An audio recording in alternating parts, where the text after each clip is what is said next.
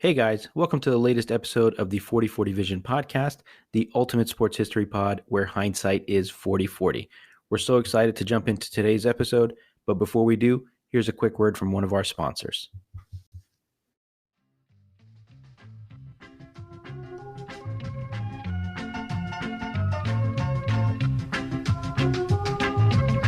Hey everybody, welcome to episode 10 of the 4040 Vision podcast, the ultimate sports history pod brought to you by Sideline Sports. I'm your host, Osama Dahoud, and with me today is my fellow host, Khaled Abdullah. How's it going, man? I'm good, man. How are you? Good. Real excited about today's episode. We're recording on March 3rd, 2022. It's March already? I almost felt weird saying that. This year's flying by. Yeah. I'm thinking, am I getting that wrong? Well, so today we're going to discuss the Roman Abramovich era of Chelsea Football Club. Abramovich announced this week that he'll be selling the club after 19 years of ownership for a number of reasons. So let's dive right in. You're a Chelsea fan, Khaled. You've been following the team your whole life and have seen the transformation since Abramovich purchased the club, and we'll talk about the before and what's kind of happened since he bought the club. But how the hell did we get here? The club is up for sale. How the hell? Yep. So unless you've been living under a rock, you're aware that, as of the date that we're recording this pod, Russia is in the midst of an invasion of their neighbors, Ukraine. And Roman Abramovich is believed to have close links to Russian President Vladimir Putin. So they kind of came up together. A lot of backroom shady dealings were part of Abramovich's rise to becoming a billionaire. And a lot of people say that that's because he was close to Putin. So as of today, the British government and NATO, whatever, have not declared Abramovich like persona non grata. They're not trying to seize his assets or anything like that. But I think he can read the tea leaves and see that might be coming. So basically what he's trying to do is, first, he gave stewardship of the club to, the Chelsea Foundation, which doesn't really mean anything. It just means that he's not the number one guy in charge, but for all intents and purposes, he still owns the club. And then a few days after that, he said that, I'm actually going to put the club up for sale. I'm doing this because I believe it's in the best interest of the club. So I'm going to put it up for sale. And it's not going to be a fire sale type thing. I'm going to go through the proper channels and all that. But basically, it sounds like he's doing this to protect the interest of the club and keep it perhaps from being seized by the British government. Yeah, pretty heavy stuff, given what's going on. It's weird. It seems like from a PR perspective, they've tried to control the narrative a little bit. Initially, before announcing the club for sale, his spokesperson said that he was managing peace talks at the border, I think in Belarus and Ukraine.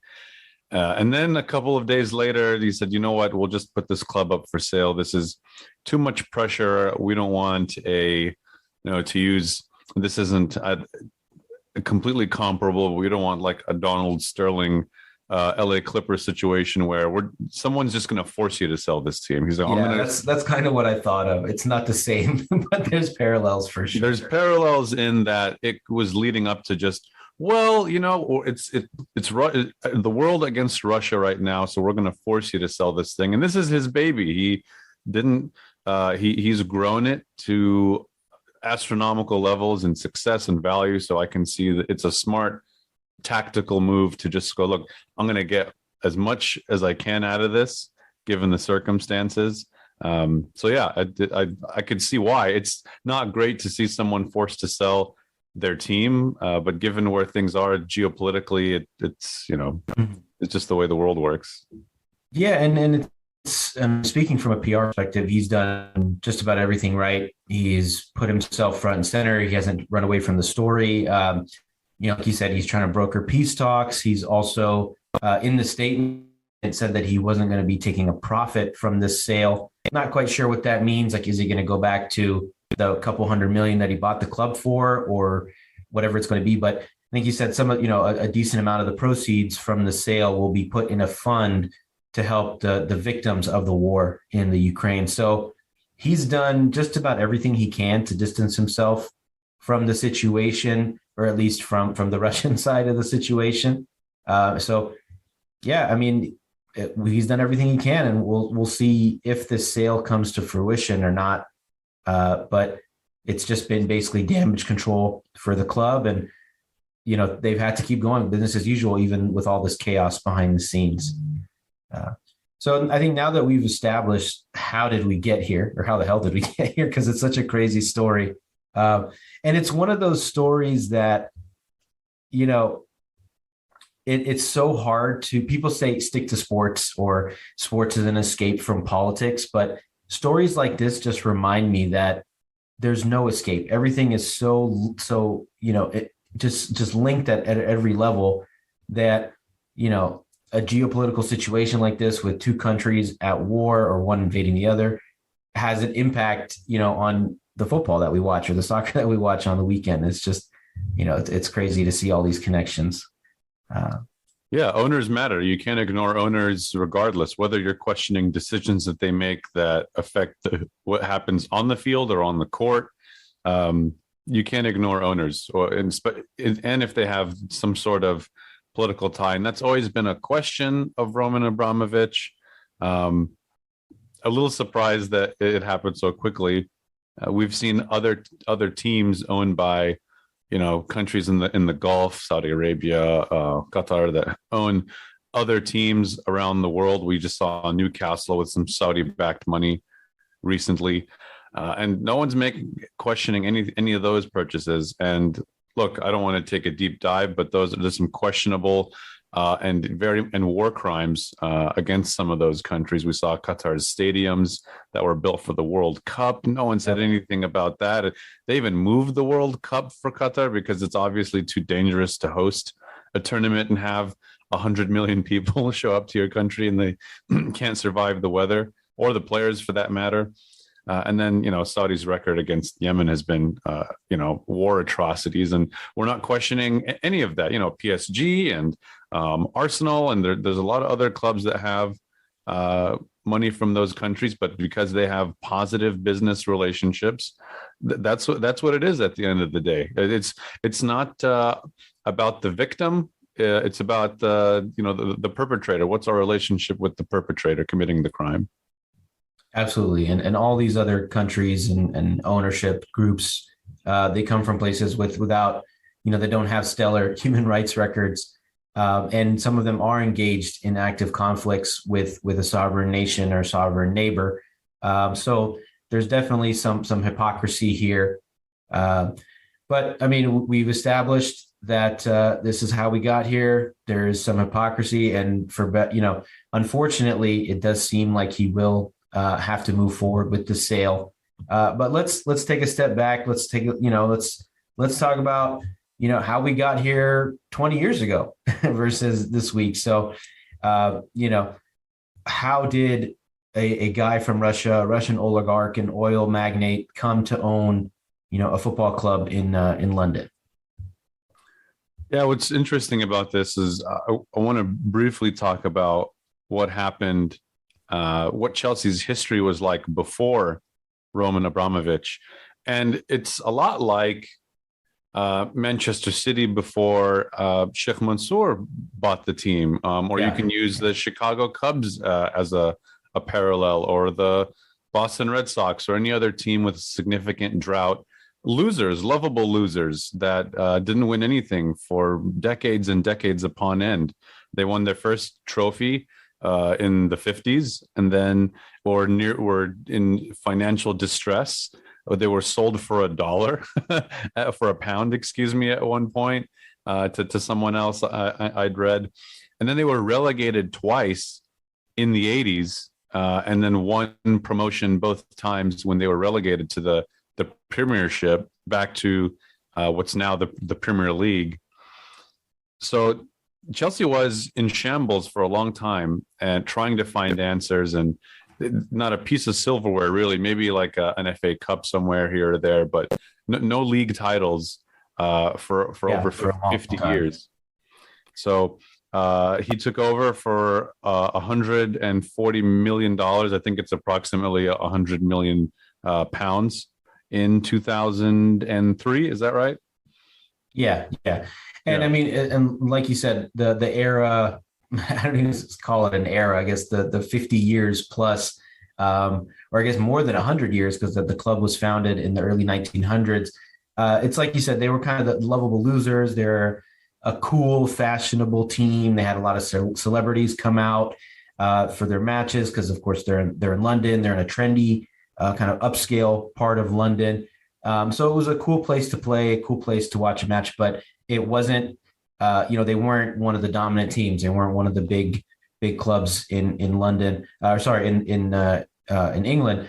They weren't Manchester United, Liverpool, etc. So that trophy drought, it was probably a trophy every, I don't know, 5-10 years, maybe, like you said, the league in 55, some FA Cups sprinkled in here and there, a Cup Winners' Cup, so a European trophy sprinkled in here and there. And fun fact, they were actually asked to take part in the inaugural version of what we now know as the Champions League, but England being kind of, I don't know if xenophobic is the word here, but basically the FA said, no, you can't go play in against other teams in Europe. So who knows how the history would have been for the club if they had actually been able to participate in that tournament. But yeah, so everything changed overnight almost when he bought the club for, as I said, 140 million pounds in 2003. And it was an overnight success. So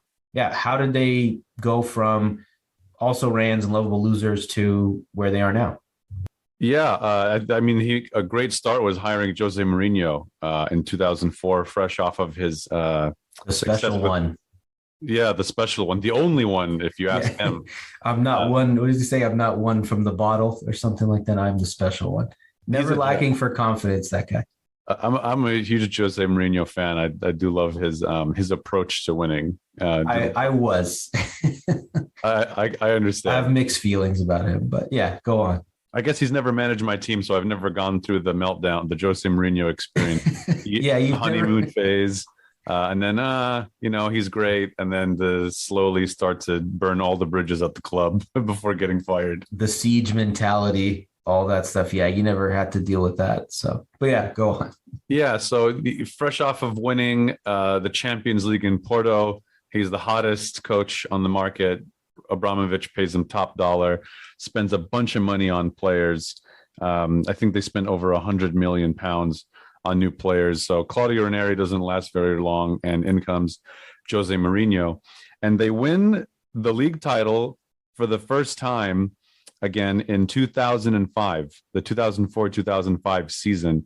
That drought was finally ended with Jose Mourinho coming on. And they went on to win the league title 5 times under Roman Abramovich's ownership. So that's how it started. They out of the gate, like you said, immediate success, spending money that hadn't been spent before. It's just a wealth of resources, and really spent a lot of time making the club profitable. They were not profitable for the first 9 years under his ownership. They had a ton of debt. They were finally profitable around the time they won the Champions League in 2012. And now they're, after tax, a very profitable club and one of the top 7 or 8 valuable soccer clubs in all of the world. They are printing money in West London, but it's like you said, they were spending a ton of money early on new players, a new training ground, a new academy, et cetera, et cetera. So what I think was unique about Roman Abramovich, and I think he sort of set the example and put a template out on how to take over a club, inject a ton of money, and turn that into sustained success. So they were, we talk now about PSG being taken over by Qatar, by Manchester City being taken over in 2008 by the Emirates, and then most recently with Newcastle being taken over by Saudi Arabia, essentially. And they all have a pattern to follow, which Roman started, which was, we're going to spend a ton of money initially on young quality players. We're going to build out that foundation for the team. we're also going to bring up some academy players. We can't forget them to keep the identity of the team. And then we're going to go about a way of, or find a way to make the club profitable and to a certain extent self-sufficient. Uh, I know PSG and Man City are not. I don't know if they're profitable yet. I don't know how they're skirting the FFP rules from FIFA or UEFA, but they're getting creative with their ways of how to expand their influence and make new revenue streams. I mean, Manchester City has an MLS team. They have a team in the Australian League. So they're being very creative. And like I said, they're all kind of following the Roman Abramovich template to success, and not to just to success, but success and sustainability. Because we've seen other clubs in the past that have been bought by rich owners, maybe not quite as rich as Roman Abramovich. They spend a ton of money and then they flame out because they can't afford to sustain the success. And then they go into basically financial ruin for years and years. So I think that's what has made him unique, and that's what's made this growth and sustainability over the past 20 years so unique. And that dominance in spending is kind of what created financial fair play. It was Chelsea spending over, 30-40 million pounds on Oscar, an unknown teenager from Brazil, and Willian, and PSG spending loads of money on Lucas Moura. So these financial giants started financial fair play. And anyone listening that doesn't know how financial fair play works, basically you can only use revenue accrued by the club, not by outside investment. So if you're a Russian oligarch with the wealth from oil or Etihad Airlines or the Aramco group, you cannot use that money for your soccer club. You have to use the money that the soccer club generates, not your own personal wealth. So what was beneficial for them is getting that head start before financial fair play was implemented, so that they can start their own rebuild of the club. Yeah, and I don't know how much teeth these financial fair play rules actually have. Sure. But in theory, it's kind of like essentially it's not quite a salary cap because not everybody's operating under the same rules or the same amount, but in effect, it's supposed to be like a salary cap to reel in some of the crazy spending. But I think if you ask any Arsenal fan or any Chelsea fan, they'll talk to you about net spend on players and how a team like Chelsea has been able to, again, be a little more sustainable and more self-sufficient by not just buying a bunch of players, but also selling players for a profit and being able to build off of that. So they're not just spend. It's rare for Manchester City or PSG to sell a player of any notability. But Chelsea and Arsenal and some of these other big clubs have no problem doing that. Yeah, definitely. I want to change gears before we start talking about some of your favorite memories as a Chelsea fan. Some of the thing that sticks out to me when I think of, aside from the winning under Roman Abramovich, is the manager turnover. I think he was the least forgiving manager in all of world football. So from when he got the club in 2003 to here in 2022, they've had 16 total managers. He was firing guys every 6 months, basically. Does that count? I guess I don't know if they've had interim. Well, I guess Goose Hiddink was an interim manager, but does that count interim managers as well? Yeah, interim managers is probably one that shouldn't count. After Jose Mourinho was fired for the second time in December of 2015, Steve Holland managed one game, and he won that game. And then Goose Hiddink was hired also again in a couple of days after Jose Mourinho on the 19th of December in 2015. Steve Holland, the best manager in Chelsea history. Yeah, the most winningest manager in Chelsea history by percentage. Hard to argue with 100% winning percentage. Yeah, so 7 managers. So Jose Mourinho was fired in 2007 after his first stint. And then there were 7 managers after Jose Mourinho to when he was hired again in 2013. So between Jose Mourinho and Jose Mourinho again, 7 managers. It's almost like... is it Thanos? It's like where did that bring you? Right back to me. And he won again with them. So yeah, he did. But the one that stands out to me was there was a couple, but Andre Villas-Boas getting fired, and then his assistant coach Roberto Di Matteo taking over, winning the Champions League, and then getting canned anyway, was one that just showed me that Abramovich just had no tolerance for coaches. He seemed to find managers pretty disposable for the most part. And I get it. You look at, 20, 21 trophies during his tenure. You look at what some other clubs spend and how long they keep their manager. Like Arsenal kept Arsene Wenger around for over 20 years and probably 7 or 8 years too long, regardless of how you feel about the guy and his management tactics. They spent a ton of money with the same guy. If Arsene Wenger was the coach at Chelsea, he would have been fired after about 3 years. I don't think anyone has coached at Chelsea for more than 3 or 4 years with Roman Abramovich as the owner. So it just goes to show management turnover is kind of part of, I think it's part of the legacy a little bit is, look, you haven't won in 2 years, not a single piece of silverware. Get out of here. I'll find another name. I'll find another name. I'll find another name. And it's a results business end of the day, right? So there was a few guys that we as Chelsea fans thought that this guy was going to be here for the long term, right? It was obviously Mourinho in the early 2000s or not, but when he was hired, he ended up lasting a few years only. And then other guys, Andres Villas-Boas, who was seen as kind of another in that Mourinho mold of young, brash, but he didn't do much at all.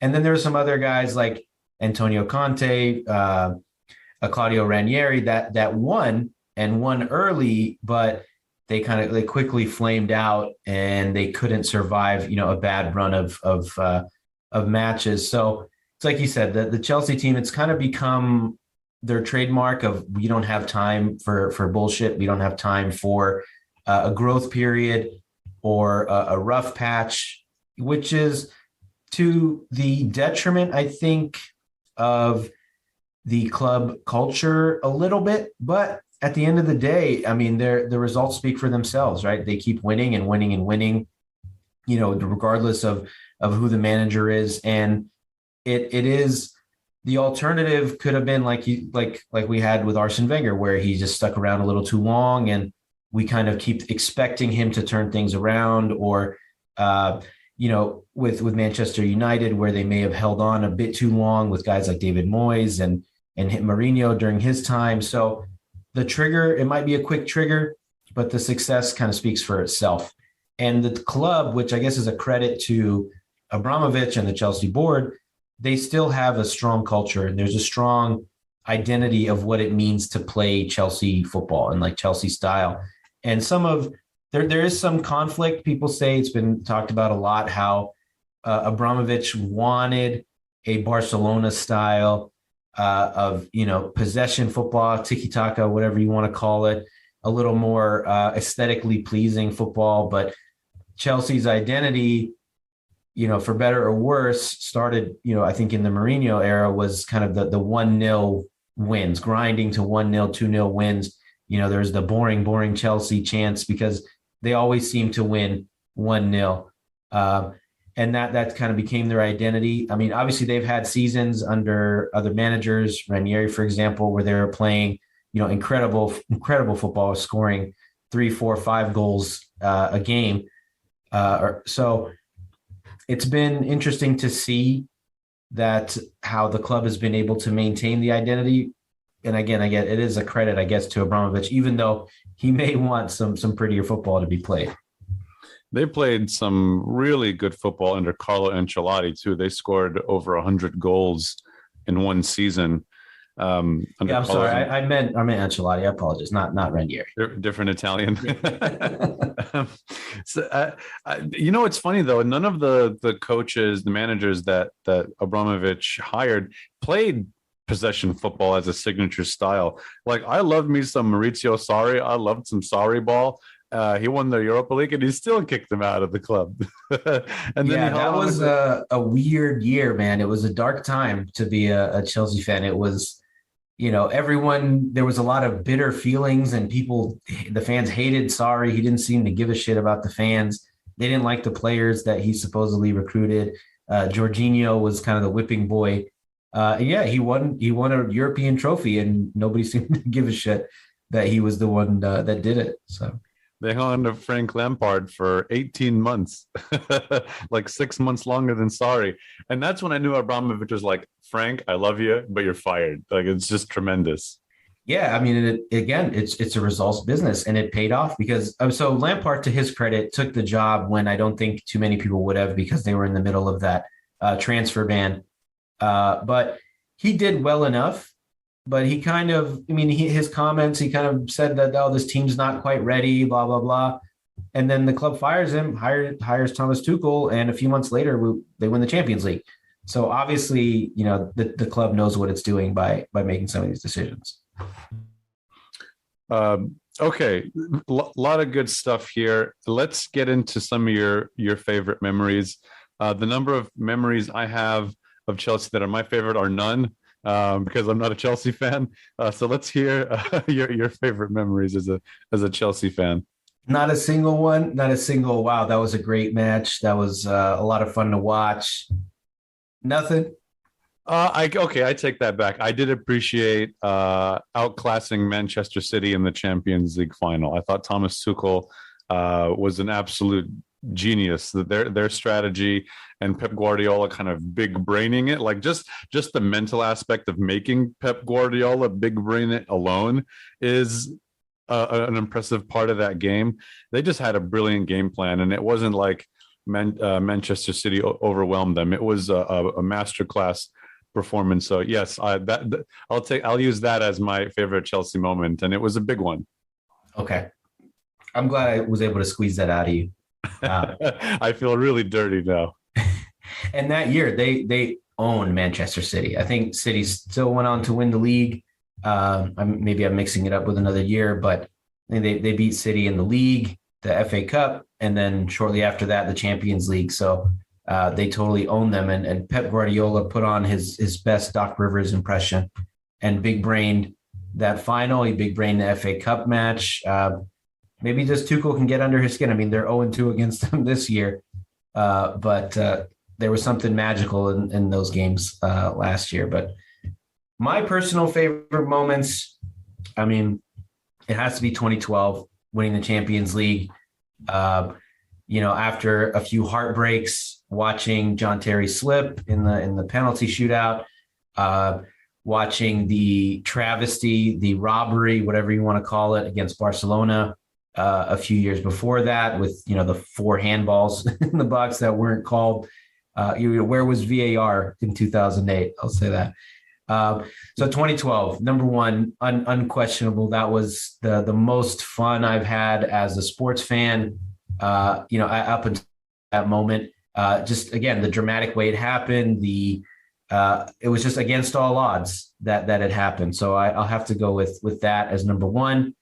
I want to insert a personal connection I have to the 2012 please do. Champions League glory. So I was a little new to talking about sports on the internet at the time. And I don't know if you remember this or not, but we had a brief exchange on Facebook, and you absolutely sent me to the woodshed because I didn't really get it.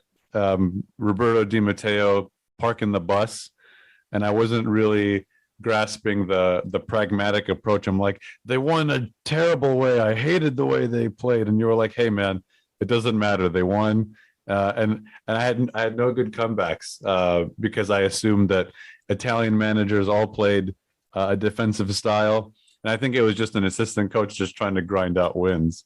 And then that's exactly what it was. You sent me a Carlo Ancelotti fact book, and I was like, oh shit. Well, I don't know a damn thing because I was I'm a Barcelona fan, so I enjoyed the few years before beating Chelsea, and then that year, Barcelona was really good in the Champions League, and Chelsea just outgridded them by basically pulling an Inter against Barcelona a few years before, and just putting everyone in the penalty box and using their best players on the break. Yeah, and that's exactly how they won that match. And But the crazy thing is by the time they got to the final, it was like half of a team. David Luiz was on one leg. John Terry was suspended. They had to play Ryan Bertrand in midfield, who Oh, was, yeah. I think he made his Champions League debut in the final. So, yeah, that moment, it was written in the stars. I think, like Gary Neville said, it was just the greatest night in Chelsea history. And they must have been huge underdogs in that game against Bayern, because Bayern Munich every year in the Champions League are an absolute machine. And I recall, you know, even though I was bitter about losing, I couldn't see how Chelsea would beat Bayern. They were just goal scoring machines. Mario Gomez, who was probably, I don't know what to call him, just always in the right place, right time versus actually being an amazing player. Yeah. Scores the first goal and you're like, oh, well, here it goes. And Chelsea grinded out. It was actually Thomas Muller. Was it Muller? Okay. Yeah. Okay. My In bad. like the 80, I don't know, 80th minute, something like that. I thought it was a lot earlier in the game than that, the Bayern goal, wasn't it? No, they had like 35 shots Oh, wow. at that point, and then they finally scored on a header. I remember very vividly. He headed it into the ground, and it went over Petr Cech's head. So Thomas Muller, by the way, least swaggering player in all of world football. There's just not an ounce of swag in anything the guy does, but he's an absolute terminator. he's the guy that shows up to pick up in like a ratty white t-shirt and like shorts that are a little too big on him, and he just dices everybody up. I can't think of maybe Kawhi Leonard. I don't know. I can't think of like an athlete similarly that you just like, he's really good, but there's nothing about the guy that makes you appreciate him except his style of play. Yeah, he's a little goofier than Kawhi, but so yeah, and then they just forget Drogba on that set piece. Like the one guy that you should guard, he just that clutch set piece corner kick, which was a bullet, by the way. It was pretty far away from goal, and he just lasered it in. It was a trademark header from him. And the thing is, like, all the storylines just line up so well, and it literally was some kind of Disney movie type, writing, because Drogba left that summer. It was his last. It was literally his last kick until he came back a few years later for Chelsea. Was the winning penalty. So you really can't top that. It's like winning a Super Bowl on a last second, not even a last second field goal, but like a last second touchdown. So the other moment that is personal for me, and my favorite moment, was winning the league with Antonio Conte in the 16-17 season. So I had just wrapped up, my bout with cancer, and my wife and I took a YOLO trip to Europe. We went to London to watch the season finale against Sunderland at Stamford Bridge. They had already wrapped up the title by then, but they didn't do the official, trophy presentation, anything like that. They waited until the last day of the season. So being there, at Stamford Bridge, I think they won 5-1 against Sunderland. And Sunderland had stayed up that year too. So it's a good story on both sides.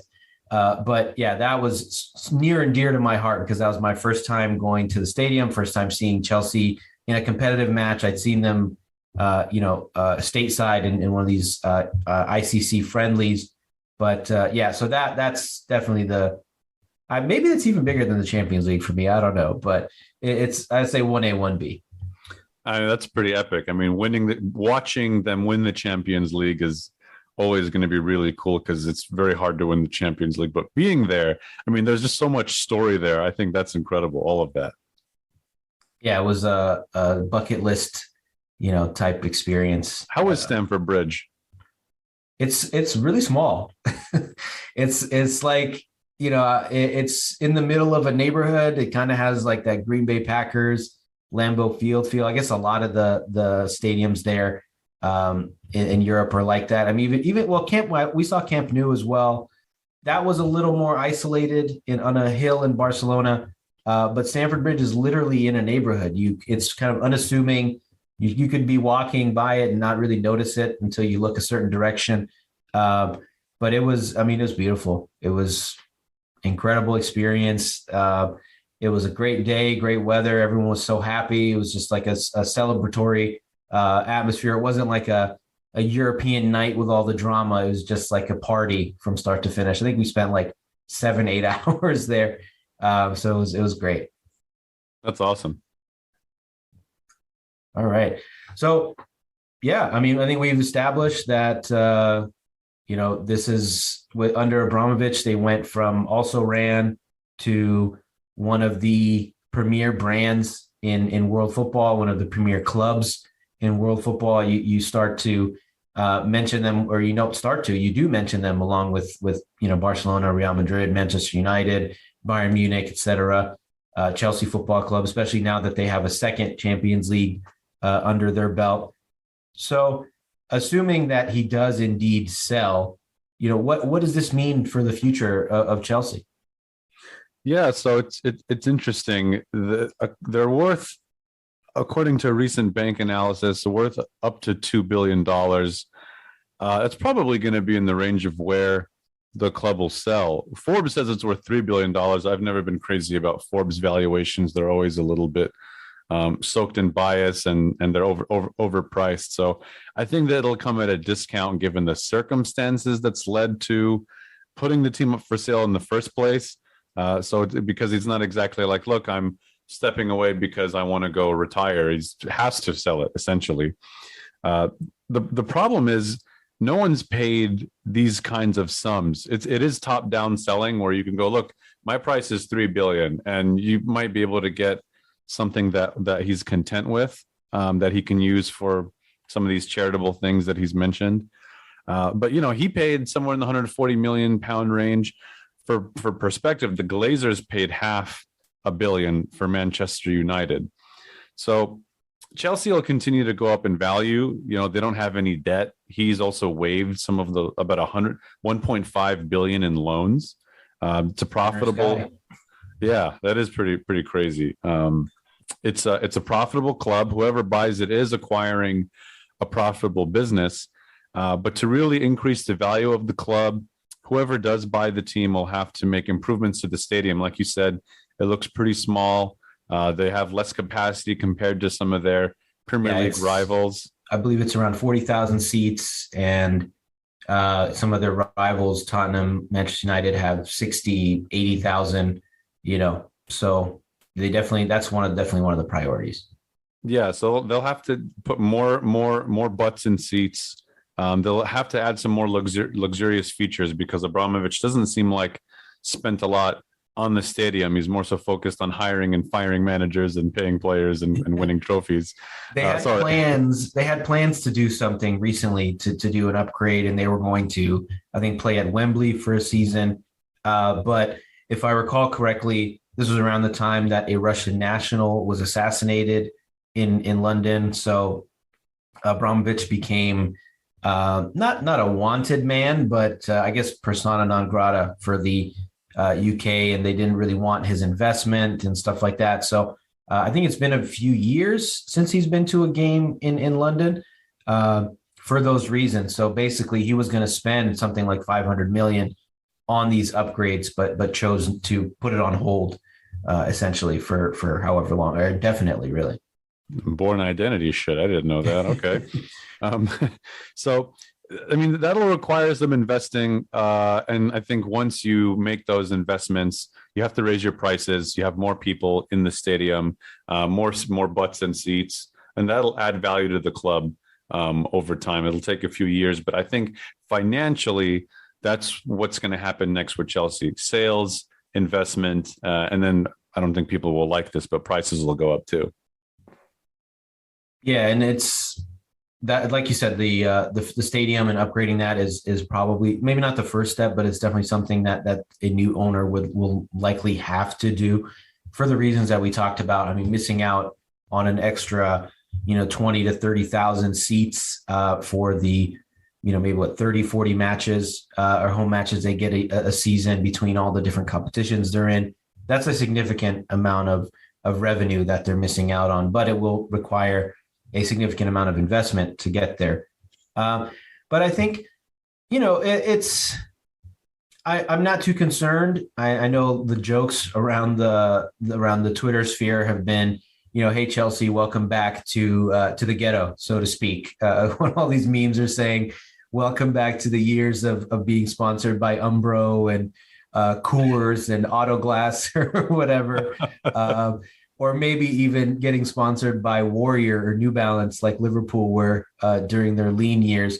But or it could just be like an Arsenal situation where they're kind of rudderless. They don't have a clear identity because of, they don't have a visible owner or an owner in Stan Kroenke that is not really treating it like his main priority. You can tell his main priority has been the Rams and probably all the billions that he's making in the US. So I think as long as the team is able to be sold to someone that's not just going to see it as an investment and more so as this is a passion project. This is something that I love, because that's one of the things that separated, I think, Roman Abramovich from a lot of the other owners is how much he loved the club, how visible he was, during the early years and still is when the team is playing in Europe.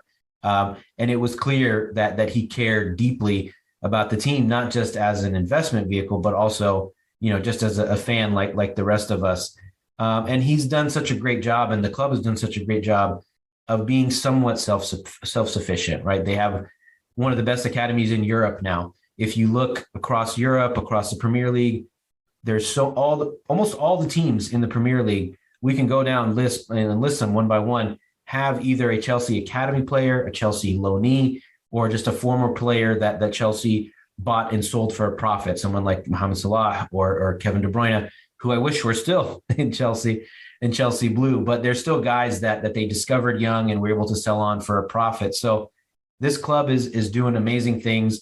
They have deep pockets, and they will continue to have deep pockets with this new ownership, but they also have the structure on both the men's and women's side. I mean, we haven't really mentioned the women's side of things, but they're the best team in England. They're the best women's team in England. They're consistently winning titles, which adds to the prestige and is another revenue vehicle for the new ownership. And again, credit to Abramovich for building that up and making them one of the best teams instead of treating the women's team like an afterthought, like a lot of other owners do. So as long as, and I think because he loves the club, he's not just going to sell it to anybody. He said he's not going to fast track this. He's going to take his time. And I'm sure there will be plenty of suitors lining up to buy one of the premier brands and one of the more profitable teams in soccer. Do you think that with Roman Abramovich out, that how there's always an identity carried along? It seems like now the formula is in place to where if you have an ounce of competence, you can make it work, especially with a squad this talented. But do you think the culture of firing managers every 6 months will continue to be part of the culture moving forward? I say that tongue in cheek a little bit. Probably not. I mean, it's possible, but I think that the team culture or the club culture is so strong that maybe that's going to be the path forward. But I know myself and all the Chelsea fans, we've been longing for a long-term manager. Maybe that's Thomas Tuchel. Maybe that's some unknown guy as of now. But I think that's the hope, is that it will change and we'll stop running through managers every 6 months, 18 months, whatever. But at the same time, if we're still winning trophies, still competing, making deep runs in the Champions League, competing for the Premier League, it's kind of like, all right, we'll take it. We'll take a new guy every 18 months as long as he comes with some silverware. Yeah, I was just that would be funny if they're like, well, new ownership, but also new managers will continue to be the trend. But I think they're in a good position. No more 3-year contracts, just do 6-month contracts. It's like a lease. We'll just renew the lease. We'll see how you're doing in 6 months and renew the lease. And you just find that one genius every couple of years. Like you bring in like a Rafa Benitez who's like whatever, and then you just wait a little bit, and then Antonio Conte is available. Yeah, there's always somebody out there, man. I mean, guys, other clubs are just as notorious for firing managers as Chelsea. Maybe not as often, and maybe not as high profile of guys, but someone somewhere is some great coach somewhere is always looking for a job, and we just got to find him. Abramovich was right about Andres Villas-Boas, by the way. Like, I don't agree with every decision he's made, but that guy went on to Tottenham And after they sold Gareth Bale, he just bought a bunch of just rubbish. like he got 100 million plus pounds for Gareth Bale and didn't do anything with it. They bought a bunch of guys that aren't even on the team anymore. Yeah, he was right about a few guys. He was right about Villas-Boas. He was right about Scolari. Oh yeah, Scolari. Yeah. I'm sure. Yeah, some randoms here and there. I mean, he was right about Di Matteo, who was able to win the Champions League, but he was kind of riding the coattails of the golden era from that Sure. 05, 06 spine. Way in over his head. Yeah. Yeah, he was a rookie coach, and that's the thing is he's not afraid, and Chelsea's not afraid to take chances on guys. They gave Mourinho. I mean, he won the Champions League with Porto, but they gave him a job when he was young. They gave AVB. They took a chance on Lampard after he'd only managed for a year. But they're also not afraid to admit when they made a mistake and hired the wrong guy. And that's again something that you can give them credit for. Is some teams would hold on too long and just kind of say, all right, we hired this guy. We're going to give him a chance. We're going to see if he can turn it around. And they're just not afraid to pull the plug when the time comes. So maybe they'll keep doing that. Who knows? I love the nothing personal approach. I wish more clubs were run that way. All right, so that's our episode on Roman Abramovich and Chelsea and how they've come to this point, all of their success, their past, their present, and their potential future. We appreciate everybody for listening to the 4040 Vision podcast. We have a lot of episodes out now about some of your favorite teams, the Warriors, the 49ers, the Dallas Cowboys, the Buffalo Bills. We did a Hall of Fame episode for the new NFL Hall of Fame inductees of 2022, a special interview with Kenny King about Cliff Branch, the Raiders wide receiver. So please give all that a listen. We appreciate it and your feedback. Check out the SLS podcast feed for the weekly shows as well. Thank you all for listening. I have a few statements before we go. Come on, you Blues. Come on, you Blues. Up the Chelsea. Keep the blue flag flying high. No matter who owns this team, they're going to keep kicking ass. And I have a lot of faith in the structure of the team, whether Abramovich is the owner or some other dude with a couple $1 billion in the bank. I'm not going to support any of that, but have a great day, everybody. Thanks, everybody.